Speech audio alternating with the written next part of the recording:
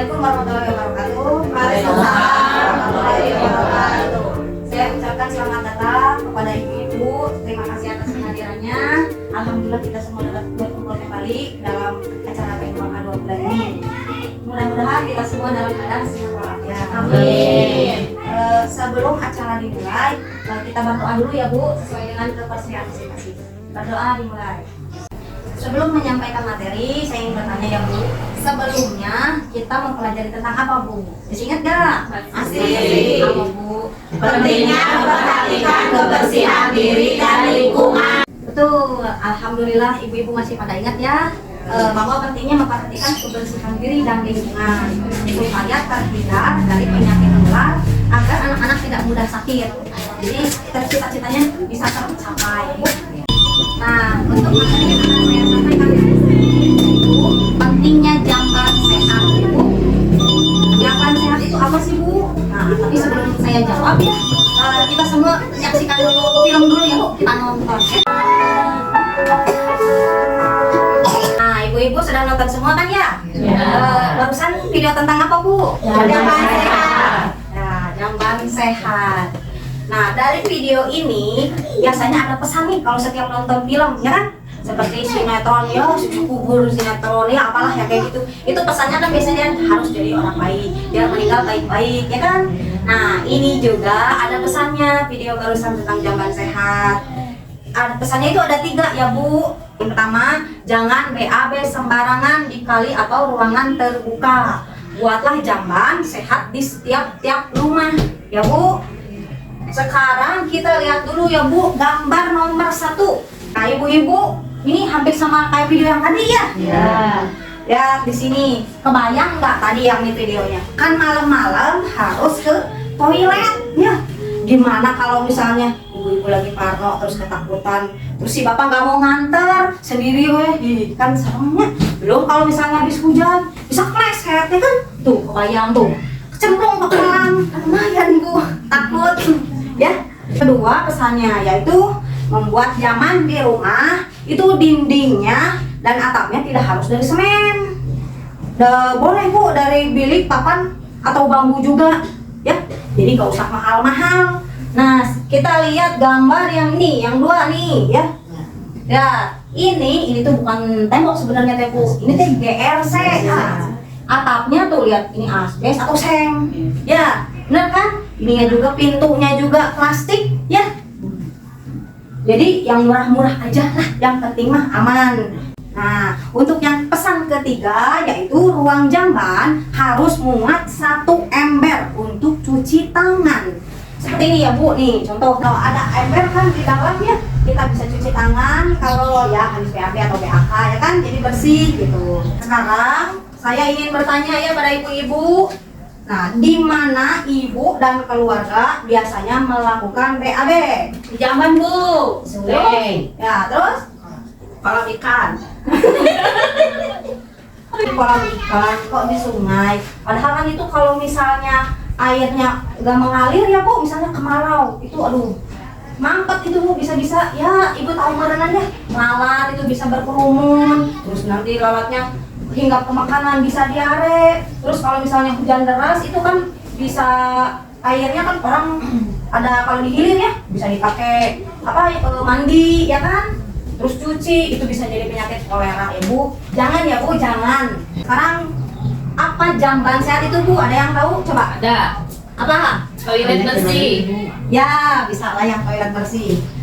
Jamban sehat itu sebenarnya ya, itu kan merupakan suatu ruangan yang memiliki tempat fasilitas buat jongkok atau bisa toilet duduk yang leher angsa itu ya. Terus dilengkapi sama ada spitainya ya buat buangan kotorannya, sama ada embernya yang tadi kita bilang ya, ember buat cuci tangannya ya.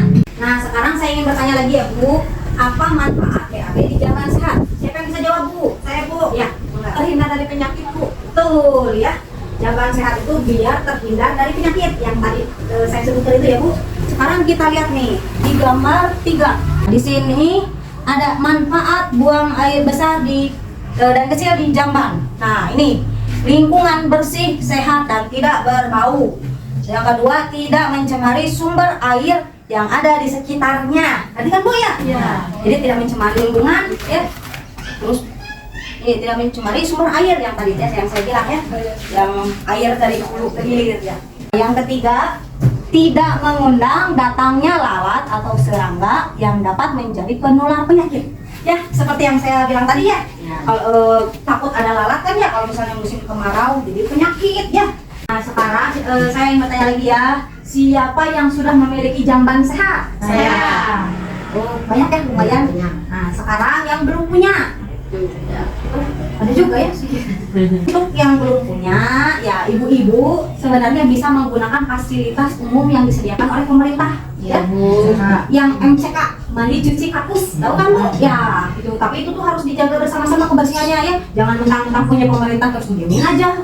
Jadi nggak tanggung jawab, jangan ya. Nah, kalau misalnya memang nggak ada, misalnya MCK-nya, nah itu bisa ibu tuh bikin melalui puskesmas. Bikin forum ke musyawarah desa atau ke pendampingnya, menyerahkan ke desa. Saya ingin membuat jamban sehat gitu di daerah saya gitu karena nggak ada. Nah gitu Bapak.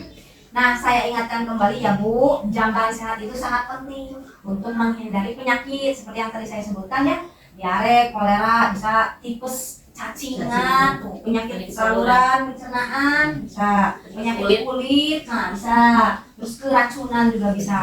Terus jamban sehat itu nggak usah mahal-mahal bikinnya ya, yang boleh tadi yang DRC, terus yang atapnya tadi asbes ya, udah pada meter kan. Sekarang kita lihat ya Bu, kriteria jamban sehat ya, ada di kecap itu lihat Bu, kriteria jamban sehat.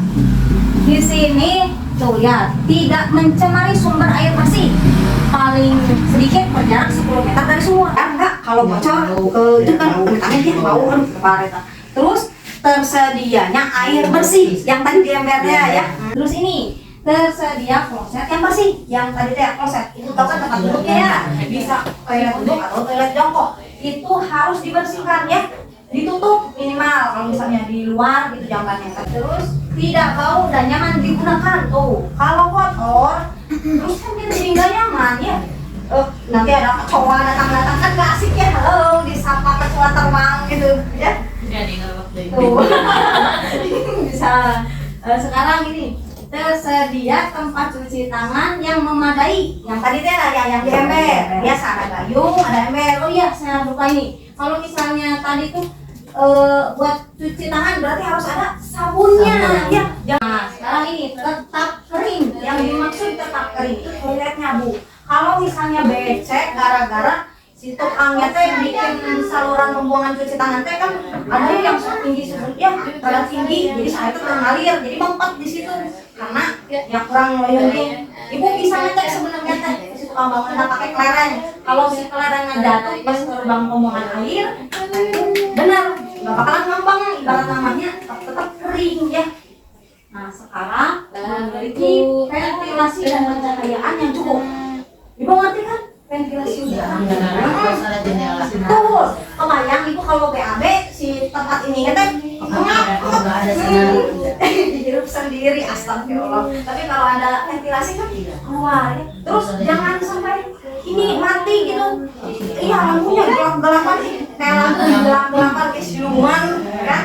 Nah sekarang saya ingin mendata KPM tadi yang belum memiliki jambannya. Tolong berkumpul ke sini Bu. Berapa?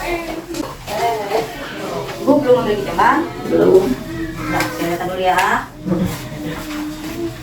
Kita ada lumayan ya yang belum memiliki jamban sehat. Nanti kita data dulu. Syukur-syukur bisa mengajukan form buat ke desa ya, buat memiliki kakus gitu. Alhamdulillah ya ibu-ibu, mudah-mudahan sudah paham semua ya tentang jamban sehat. Tadi itu jamban sehat apa? Toilet bersih, ya, terus tidak mencemari lingkungan, tidak mencemari air, ya, jauh dari sumur. Berapa meter? 10 meter. Ya, alhamdulillah yang pada paham ya. Mungkin cukup sekian materi dari saya. Sebelum penutupan, kita berdoa terlebih dahulu ya Bu. Tolong berapa dulu.